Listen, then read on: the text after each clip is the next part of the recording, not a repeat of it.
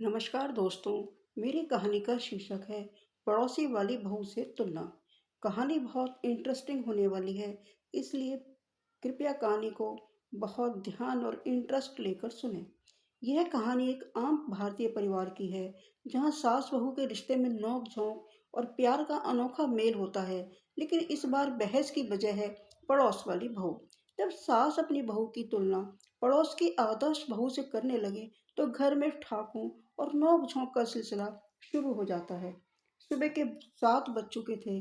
सास कमला देवी हमेशा की तरह जल्दी उठ चुकी थी।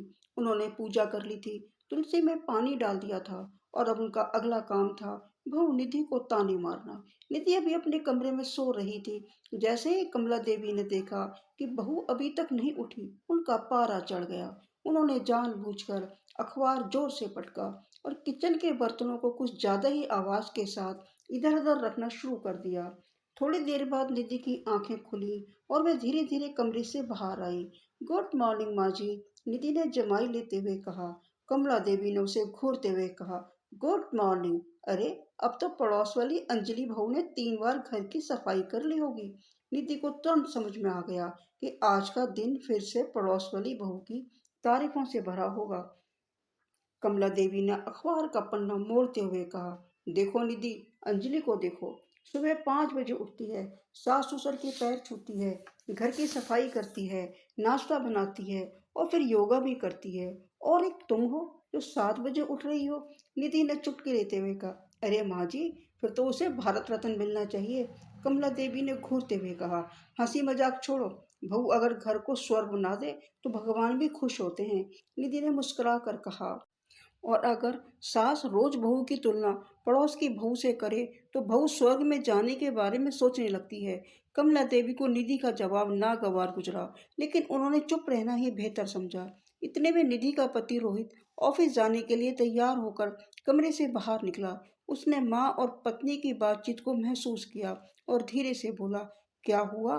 फिर से अंजलि भाभी का महिमा मंडन चल रहा है? कमला देवी तुरंत बोली, हाँ, तुम्हें अपनी बीवी को समझाना पड़ेगा। पड़ोस वाली बहू से कुछ सीखे।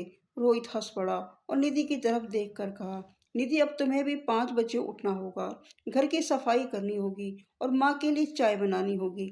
निधि मुस्कुराते हुए बोली, कोई बात नहीं, लेकिन फिर तुम भी अंजलि भाभी के पति की तरह रोज सुबह सब्जी लेने जाया करो और शाम को घर का काम भी करो। रोहित तुरंत चुप हो गया और माँ की तरफ देखने लगा। कमला देवी झुंझलाकर बोली, अरे, पति और बहू की तुलना नहीं होती। निधि ने मुस्कुराकर जवाब दिया, तो फिर बहू और बहू की तुलना क्यों होती है? तभी दरवाजे की घंटी बजी। पड़ोस वाली अंजलि भाभी अपने छोटे बेटे को लेकर घर आई। कमला देवी तुरंत खुश हो गई। अरे अंजलि बहू, कैसे हो? तुम्हें देखकर बहुत अच्छा लगता है, इतनी मेहनती हो तुम। अंजलि हंस पड़ी और बोली, अरे काकी, मेहनत तो टीवी में दिखने वाली बहुएं होती हैं, मैं तो बस जैसे तैसे काम चला रही हूँ। कमला देवी चौंक गई। अरे, पर तुम्हारे घर में तो सब कह रहे थे कि तुम रोज 5 बजे उठ जाती हो। अंजलि हंसते हुए बोली, अरे नहीं काकी, वो सब दिखावा होता है। असल में मैं तो 8 बजे तक सोती हूँ। काम वाली बाई सफाई कर देती है और खाना भी कई बार ऑनलाइन मंगवाती हूँ। कमला देवी का मुंह खुला का खुला रह गया। निधि मुस्कुरा रही थी। देखा माँ जी, पड़ोस वाली बहू भी हमारी तरह ही है। अब तो तुलना बंद करेंगी ना? कमला देवी ने छेंकते हुए कहा। अच्छा ठीक है, अब जाओ रसोई में और नाश्ता बना दो। निधि हंसते हुए रसोई की ओर बढ़ी। इस पूरी बातचीत के बाद कमला देवी को एहसास हुआ कि हर घर की अपनी एक अलग कहानी होती है।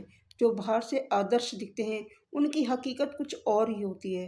निधि और अंजलि भाभी ने एक दूसरे को देखा और हंस पड़ी। अब तो कोई तुलना नहीं होगी माँ जी, निधि ने शरारत भरी मुस्कान के साथ कहा। कमला देवी ने नकली गुस्से से कहा, अच्छा चुप, अब जा, अदरक वाली चाय बना दे, पड़ोस वाली बहू से अच्छी। निधि मुस्कुराई और बोली, बस माँ जी, अब आपसे अच्छी सास कोई नहीं। और इस तरह पड़ोस वाली बहू की तुलना करने वाली बहस प्यार और हंसी ठिठोली में बदल गई। नमस्कार दोस्तों, अगर आपको मेरी ये कहानी अच्छी लगी है तो लाइक, कमेंट और शेयर करें और मेरे चैनल को सब्सक्राइब करें। Thanks for watching my video. Next video में शीघ्र ही मिलते हैं। धन्यवाद।